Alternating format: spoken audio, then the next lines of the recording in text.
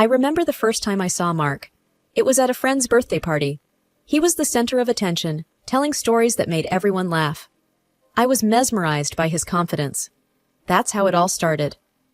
Now, 3 years later, I'm sitting here in our small living room, 7 months pregnant, wondering where that charming man disappeared to. Daisy, did you see my blue shirt? Mark's voice breaks my train of thought. It's in the closet, where it always is, I reply, trying to get comfortable on the couch. He walks into the room, fumbling with his tie. I can't find it. Are you sure you didn't put it somewhere else? I sigh, slowly standing up. I'll get it for you. As I hand him the shirt, he gives me a quick, distracted smile. Thanks, Daisy. I don't know what I'd do without you. There's a hint of the old Mark in that smile, but it fades quickly. He's always been a bit forgetful, a bit dependent, but since we got married, it's like he's a different person. He expects me to remember everything, to take care of everything, just like his mom did for him. His mother, Mrs. Thompson, calls almost every day. She's nice enough, but her constant checking in can be a bit much. Daisy, dear, did you make sure Mark ate breakfast? You know how he gets when he's hungry, she would say. I used to find it endearing in a way, but now it's just another reminder of how much Mark relies on others. Mark is getting ready to leave for work, and I'm dreading another long day alone in the house. The baby kicks, and I place my hand on my belly, trying to find some comfort. Mark, do you think you could come home early today? I'm feeling a bit off, I say, hoping for some company. He glances at his watch, already halfway out the door. Sorry, Daisy. Big day at the office. You know how it is. Just rest up, okay? And with that, he's gone. I sit back down, feeling the weight of loneliness. I wonder if this is how it's going to be from now on. Me, at home, waiting for Mark to find his way back to the man he used to be. I look around the room, at the life we've built, and can't help but feel like it's all just a charming illusion. The sun wasn't even fully up yet, and I could already hear the familiar ring of the phone. I knew who it was without even looking. Morning, Daisy dear. Just checking in. Did Mark have his breakfast? And what about lunch? You know he doesn't like sandwiches. Mrs. Thompson's voice chirped through the receiver. I rubbed my temples, feeling the start of a headache. Good morning, Mrs. Thompson. Yes, he had breakfast. And I've packed him pasta for lunch. He won't go hungry. Oh, pasta again? You know, I always made sure he had a hot meal for lunch. Maybe you should try doing that. He loves my chicken casserole, she replied, her tone slightly critical. I gritted my teeth, trying to keep my voice steady. I'll keep that in mind. After the call, I made my way to the kitchen, feeling the baby kick. I leaned against the counter, thinking about how Mrs. Thompson always had a way of making me feel inadequate. I wasn't just competing with Mark's memories of her cooking, but with her constant presence in our life. The doorbell rang, pulling me out of my thoughts. I opened the door to find Mrs. Thompson herself, standing there with a bag of groceries. Daisy, I brought you some things. I noticed you're running low on a few essentials, she said, pushing past me into the kitchen. I followed her, trying to mask my frustration. Thank you, but you really didn't need to. I don't mind, dear. And I noticed the house could use a bit of tidying up. You should be more careful, especially with the baby coming, she said, looking around with a critical eye. I felt a surge of anger. I'm doing my best, Mrs. Thompson. It's not easy being pregnant and managing the house all by myself. She clucked her tongue, unpacking the groceries. Well, when Mark was a child, I did everything without any help. It's all about managing your time better, dear. The rest of her visit went in a blur of unsolicited advice and thinly veiled criticisms. By the time she left, I was exhausted and more than a little resentful. Sitting alone in the now silent kitchen, I couldn't help but feel overshadowed by this woman who still held such a firm grip on her son. It was like I was living in a shadow, always trying to live up to an impossible standard. I knew something had to change, but right now, I felt too tired to even think about how to start. All I could do was sit there, feeling the weight of a mother's shadow over my life. As I maneuvered through the crowded aisles of the grocery store, each step felt heavier than the last. My back ached, and my feet were swollen. I was halfway through my list when I realized I had forgotten bread. Turning back, I maneuvered past a sea of shopping carts, feeling a bit overwhelmed. Daisy, need a hand? It was Jim, Mark's dad, waving from the end of the aisle. His presence was like a breath of fresh air. I smiled, genuinely relieved. Jim, you're a lifesaver. I almost forgot the bread. We walked together, chatting about this and that. Jim had a way of making even mundane conversations feel comforting. As we reached the bread section, he joked, "Make sure it's whole grain. We've got to keep Mark away from that white bread fluff." I laughed, appreciating his lightheartedness. "I'll try, but you know how he is with his food preferences." Jim nodded, his expression turning a bit more serious. "Yeah, I do. He's always been a bit picky. Got that from his mother, I suppose." We moved towards the checkout, and I felt a sense of ease that was rare these days. Jim's presence was calming, a stark contrast to the constant tension I felt at home. "You know, Daisy," Jim began, as he helped me unload my cart, "I've been thinking. Maybe Mark and his mom are a bit hard on you. You're doing everything while carrying a little one. It's not fair." I was taken aback by his frankness. I try to keep up. But it's hard, Jim. I feel like I'm always falling short of their expectations." Jim frowned. "You're doing more than enough. Don't let them tell you otherwise. You're carrying my grandchild, for heaven's sake." His words were like a balm to my weary soul. We finished checking out, and he insisted on helping me to the car. As he lifted a bag, he winced, his hand going to his lower back. "Jim, you're back," I began, concerned. He shrugged it off with a grin. "Ah, it acts up now and then. Nothing to worry about." But I could tell he was in pain. It pained me to see him strain himself for my sake. "You shouldn't be doing this, Jim. I can manage." He waved my concerns away. "Nonsense. Helping you is the least I can do. Besides, it keeps me active." We reached my car, and he carefully placed the bags in the trunk. "You head on home and rest. I'll have a talk with Mark and his mom. Things need to change." I thanked him, feeling a mix of gratitude and guilt. It was clear that Jim understood the dynamics at home better than anyone. As I drove away, I realized that without Jim, I would be truly alone in this struggle. His support meant the world to me, especially now. Back home, I put away the groceries, each item reminding me of Jim's kindness. His words echoed in my mind, giving me a sliver of hope. Perhaps, with his help, things could get better. Maybe, just maybe, Mark and his mother would start to see things from my perspective. But as the day wore on, and the house returned to its usual quiet, I couldn't help but feel a sense of foreboding. Change was necessary, but it wouldn't come easy. I braced myself for the conversation that Jim would undoubtedly have with Mark and Mrs. Thompson. Whatever the outcome, I knew one thing for sure. Jim was my only ally in this, and I was grateful for him. The clock on the kitchen wall showed it was past midnight. The house was quiet, except for the occasional creaking of the floorboards. Mark wasn't home yet. His late nights were becoming more frequent, but tonight felt different. I tried to distract myself by tidying up, but my mind was racing. The sound of a car pulling up jolted me from my thoughts. I peeked through the window and saw Mark stumbling out of the car, clearly drunk. My heart sank. He fumbled with his keys at the door, cursing under his breath. When he finally managed to get inside, he looked at me with glazed eyes. "Mark, you're drunk," I said, my voice a mix of worry and frustration. He sneered.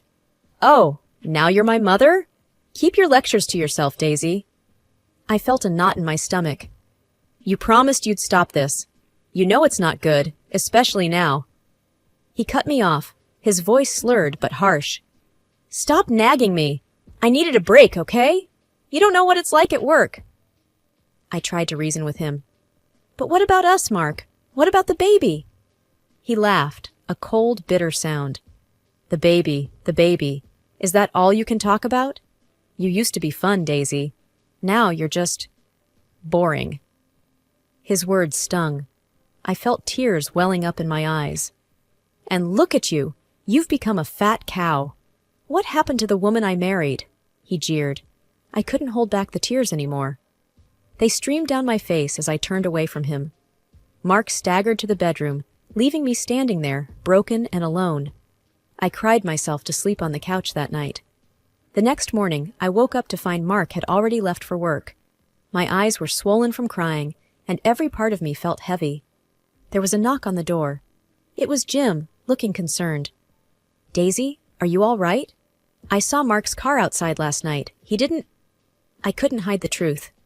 He came home drunk, Jim. He said things. Awful things. Jim's face hardened. That boy has gone too far. I'm going to have a word with him. No, Jim, please. It'll only make things worse, I pleaded. He sighed, his anger giving way to sadness. You shouldn't have to go through this, Daisy, especially not now. I felt a mix of gratitude and despair. Jim was the only one who seemed to care, but I was starting to feel like there was no way out of this mess. The house felt like a prison, and I was trapped with my broken dreams and a husband who couldn't see past his own needs. As Jim left, he gave me a reassuring pat on the shoulder. Hang in there, Daisy. We'll figure something out. But as I closed the door behind him, I wasn't so sure. The night had broken something inside me, and I didn't know if it could be fixed. Time seemed to slip away, and before I knew it, I was in the final stretch of my pregnancy. 9 months had flown by, and the reality of soon becoming a mother weighed heavily on me. I needed support more than ever. One evening, as Mark and I sat in our dimly lit living room, I mustered up the courage to ask him a question that had been on my mind for weeks. Mark, my due date is approaching. I was thinking, maybe you could take some time off to be with me. To help out when the baby comes, I said, trying to sound hopeful. He barely looked up from his phone. Time off? Now? Daisy, you know how busy I am at work. I can't just leave. I felt a pang of disappointment. But this is important, Mark. It's our first child. I need you here. He sighed, his impatience growing. You'll manage. Women do this all the time. His words stung, but before I could respond, he stood up. Anyway, there's something else. Mom and we're going on a trip next week. She found this great package deal. I stared at him, disbelief and anger building inside me. A trip? With your mother? But you just said you couldn't take time off. He shrugged, dismissive. That's different. It's already planned and paid for. Mom's been looking forward to this. I couldn't contain my frustration. So, a vacation with your mother is more important than being here for your wife and child? Mark's tone hardened. I don't need this, Daisy. It's just a week. Why are you making such a big deal out of it? A big deal? I'm about to give birth, Mark. I asked you for help, for support, and you're abandoning me for a holiday? He rolled his eyes, clearly annoyed. You're overreacting. It's not like I'm leaving forever. You'll be fine. I stood up, my voice shaking with anger. Fine? You think I'll be fine? You're choosing a vacation over your family, over your child. Do you even care? He grabbed his coat, ready to leave the room. I'm not doing this now. You're being irrational. I'm going. I watched him walk away, my heart sinking. The man I married, the man who promised to be by my side, was leaving me alone at the most crucial time. And for what? A leisure trip with his mother. It was the day of Mark and his mother's departure. The house was a flurry of last-minute packing and hushed, excited chatter. I was in the kitchen, trying to keep myself busy, when I felt a sudden, sharp pain. My heart raced as I realized what was happening. My water had broken. Staggering into the living room, where Mark and his mother were grabbing their suitcases, I gasped, Mark, my water broke. We need to go to the hospital. Mark glanced at me, his face a mask of annoyance. Now? Daisy, we're about to leave. Can't it wait? I couldn't believe what I was hearing. Wait? I'm in labor, Mark. He looked at his mother, then back at me, his decision clear. I can't miss this flight. Mom's been looking forward to this. With that, he and his mother hurried out the door, leaving me alone, in pain and in shock. Panicking, I called Jim. Jim, it's Daisy. The baby's coming, and Mark, he left. Jim's voice was a mix of anger and worry. Left? That boy? I'm coming right now, Daisy. Hang in there. Minutes later, Jim arrived, his face flushed from rushing. He helped me into the car, despite his sciatica. We'll get you to the hospital, Daisy. Just breathe. As we drove, my phone rang. It was Mark, his voice frantic. Daisy, you have to send our documents to the airport. We forgot them because of your damn timing. I was in disbelief, struggling through a contraction. Mark, I'm about to give birth. How can you think about your documents now? He was relentless. Just do it, Daisy. This is your fault. If you hadn't distracted us. I hung up, tears of frustration and pain streaming down my face. Jim reached over, squeezing my hand. Ignore him, Daisy. Just focus on yourself and the baby. We arrived at the hospital, and I was rushed into the delivery room. Jim stayed by my side, his presence a comforting contrast to Mark's absence. In those long, painful hours, I realized the stark truth about my marriage. Mark's priorities were clear, and they didn't include me or our child. But in the midst of that painful revelation, I found strength in Jim's unwavering support, and in the knowledge that I wasn't completely alone. As I held my newborn son for the first time, a wave of love and determination washed over me. I knew then that my life was about to change dramatically, but looking into my son's eyes, I felt ready to face whatever came our way. The first few days with my newborn son were a blur of sleepless nights and overwhelming emotions. I was still reeling from the shock of Mark's absence during the birth. Jim had been my rock, helping me through the initial days at the hospital and then at home. It was during one of those sleep-deprived mornings when Mark finally showed up, his mother in tow. The moment I saw them, my heart sank. "Mark, you're back," I said, my voice barely above a whisper. "Yeah, well, the trip was a bust, thanks to you," he replied, his tone cold and accusatory. I held my son closer, trying to keep my composure. "Mark, this is your son. Don't you want to hold him?"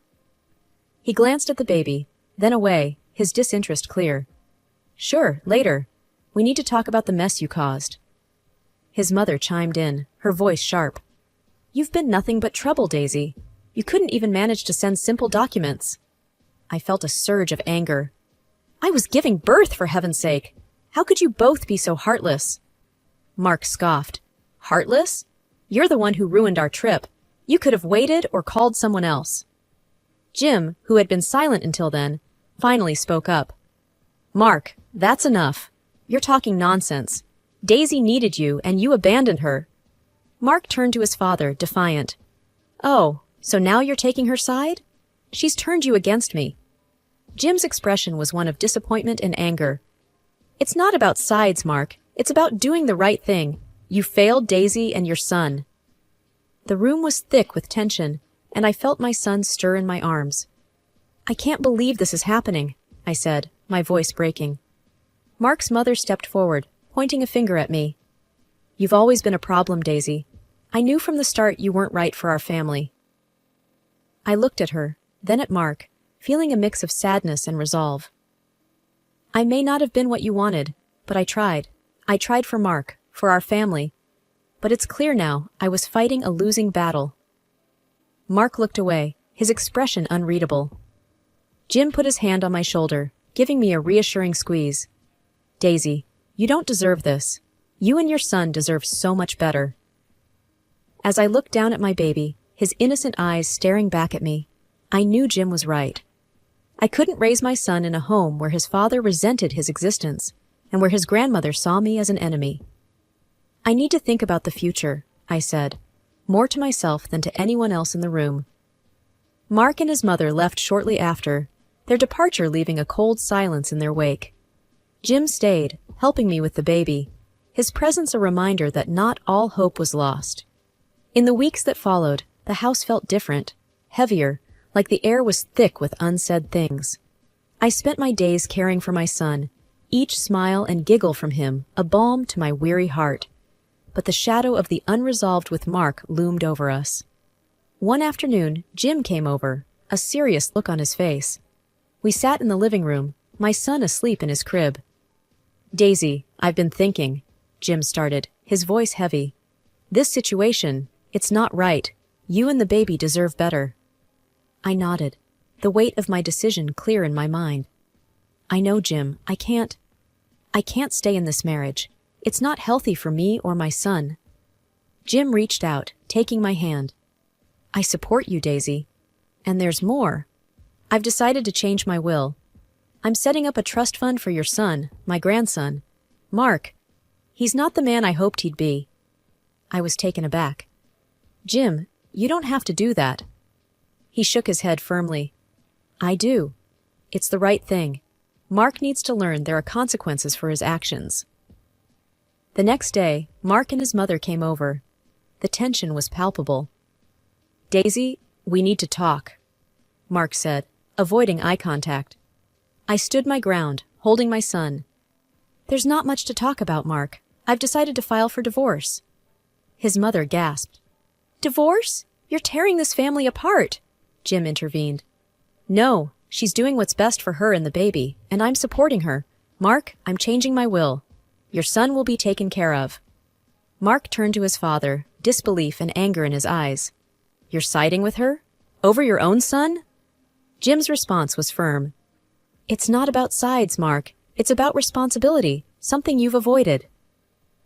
The room erupted into arguments, with Mark and his mother on one side and me, holding my son, on the other. Jim stood with me, his presence a steady force. In the end, Mark and his mother left, their parting words bitter and resentful. Jim stayed, helping me plan the next steps. As I filed the divorce papers, I felt a sense of liberation mixed with sadness. It wasn't the life I had envisioned, but it was a life where my son and I could be free of the toxicity that had engulfed us. Days turned into weeks, and the finality of the divorce brought a strange sense of peace. Jim was true to his word. The trust fund he set up for my son ensured our future was secure.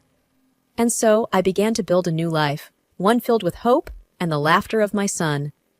There were challenges, of course, but I faced them with a newfound strength.